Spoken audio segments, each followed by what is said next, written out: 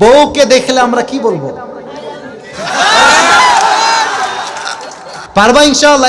এই যে পারবা? লাল গেঞ্জি ছোট বাচ্চা, ও যদি পারে সিরাজগঞ্জে ব্র্যান্ড তার প্রমাণ হয়ে যাবে যুবক ভাড়া, ঠিক কিনা বলো? আসো।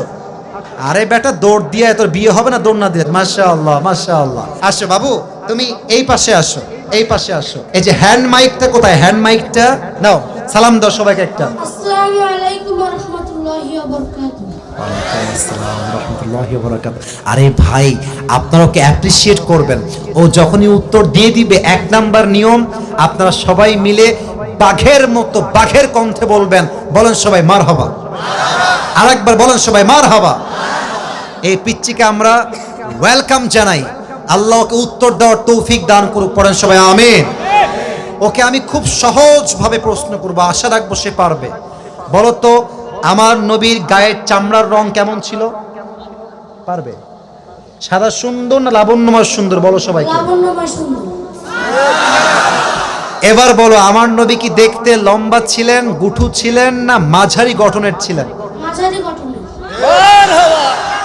আল্লাহ বলেন সবাই মারহাবা। এবার বলো, আমার নবীর চেহারায় দাড়ি কি ছোট ছিল না চাপ দাড়ি ছিল? চাপদারি। আপনারা বললেন ও পারবে, ওর গায়ের শক্তি বলছে সিরাজগঞ্জের যুবকরা, বাচ্চারা, এটা বাঘের বাচ্চা এরা। এবার তুমি একটু বুঝে শুনে উত্তর দাও। নবীর চুলের যে কাটিংটা ছিল, কাটিং এর নাম কি ছিল? পাপড়ি কাটিং। আরে বলেন সবাই মারহাবা। এবার বলো তো, নবীর হাতের তালু কেমন ছিল? নবীর হাতের তালুটা এটা কি শক্ত ছিল না মোলায়েম ছিল? মোলায়েম ছিল। ওকে অপশন দিলে যে রাইট অপশন সেটাই সে চুজ করছে। বলেন সবাই মারহাবা। এক নাম্বার সে পাস, এক নাম্বার সাবজেক্ট শেষ।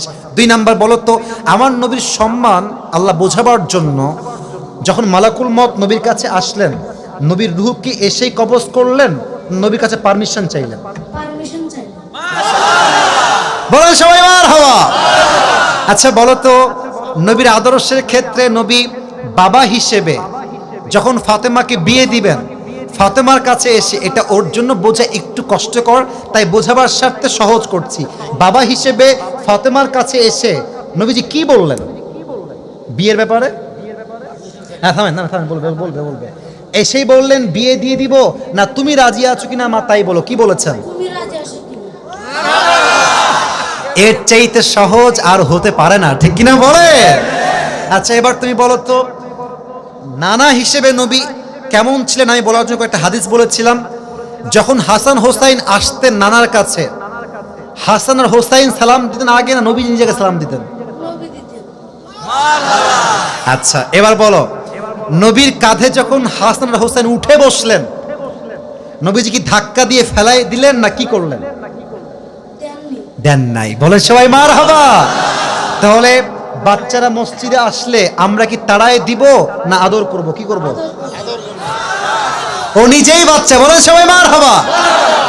এবার হচ্ছে শেষ কথা, শেষ ভালো যা, লজ্জা নাই। বলো তো, বউকে দেখলে আমরা কি বলবো? বউকে দেখলে আমরা কি বলবো? এই তোমার নাম কি? মোহাম্মদ তাওহীদ ইসলাম।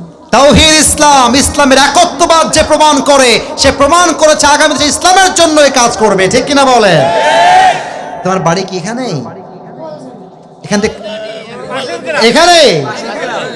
মাশাআল্লাহ, আল্লাহকে কবুল করুক। পড়েন সবাই আমিন। এই টুপিটা ওর মাথায় পারফেক্টলি হবে না, তবে বয়স তো এখানেই শেষ নয়। একদিন সে বড় হবে, একদিন এই চেয়ারে এই বাচ্চা কথা বলবে, ঠিক কিনা বলে?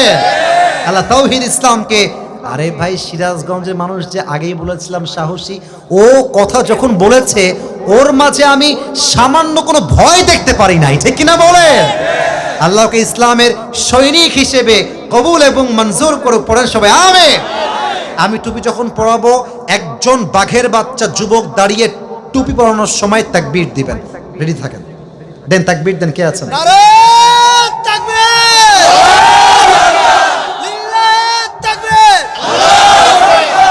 ওকে সুন্দর লাগছে না মাশাআল্লাহ দেখতে? আল্লাহ তাওহীদকে কবুল করুক। পড়েন সবাই আমিন। আল্লাহর মাকে বাবাকে পুরো পরিবারকে ইসলামের জন্য কবুল এবং মঞ্জুর করুক। পড়েন সবাই আমিন। তাওহীদ, তুমি ওখানেই বসে পড়ো, স্যারের পাশেই বসে পড়ো। মাশাআল্লাহ।